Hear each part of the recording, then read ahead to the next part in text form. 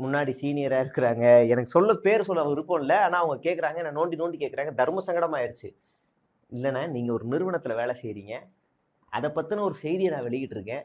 அதனால அத பத்தின கூடுதல் தகவல என்ட்ட கேட்காதீங்க. அதனால வேண்டாம். அப்படின்னு சொல்லி சமாளிச்சுட்டேன்.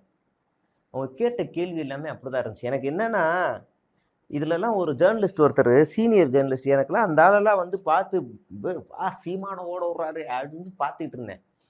இப்ப ஒரு ஜர்னலிஸ்ட்டுக்கு ஒரு ஐடியாலஜி இருக்கும். நிச்சயமா இருக்கணும். இந்த நடுநிலைன்றவன்லாம் அயோக்கிய பையன். அ ஜர்னலிஸ்ட்டுக்கு ஒரு ஐடியாலஜி இருக்கும். ஒண்ணு வலது இல்ல இடது. அவ்வளதான். நீ நியாயம், அநியாயம் 2 தான் இருக்கு. நீ எந்த பக்கம் இருந்து செய்திய வெளியிடுறங்கிறது தான்.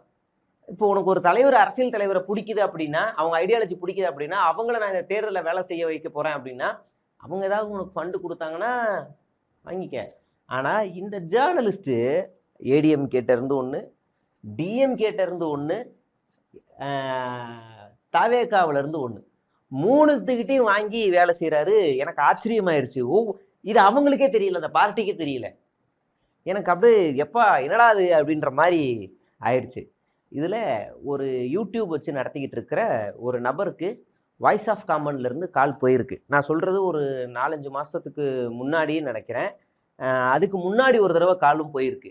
எப்ப போயிருக்கு அப்படின்னா, அவர் வந்து குமுதமோட ஒரு எக்ஸ் எம்ப்ளாயி. அவர் வெளியில வந்துட்டு ஒரு சேனல் நடத்துறாரு.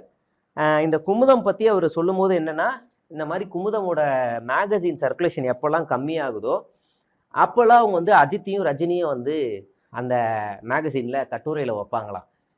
உதாரணத்துக்கு தலைக்கவசம் இல்லாமல் தலைக்கவசத்தோடு வந்த அஜித்து செய்த காரியம் நள்ளிரவில் காவலர்கள் அதை ஒரு மாதிரி போடுவாங்கல்ல, நள்ளிரவில் அஜித் செய்த காரியம் திகைத்த காவல்துறையினர் அப்படின்னு. அப்போ ஏதோ ஒரு அட்ராசிட்டி பண்ணிட்டாருன்னு நினைச்சு போய் பார்த்தா ஹெல்மெட் இப்படி தூக்கிட்டு நான் தான் அப்படின்னு. இது ஃபேன் பேஜஸ்ல வரும்ல, வாட்ஸ்அப்ல ஃபேஸ்புக்ல எழுதுவாங்கல்ல, ஹெல்மெட் தலையை தூக்குனா தலை அப்படின்ற தலைப்புல உங்களுக்கு கட்டுரை போட சர்க்குலேஷன் நல்லா ஆயிரும்.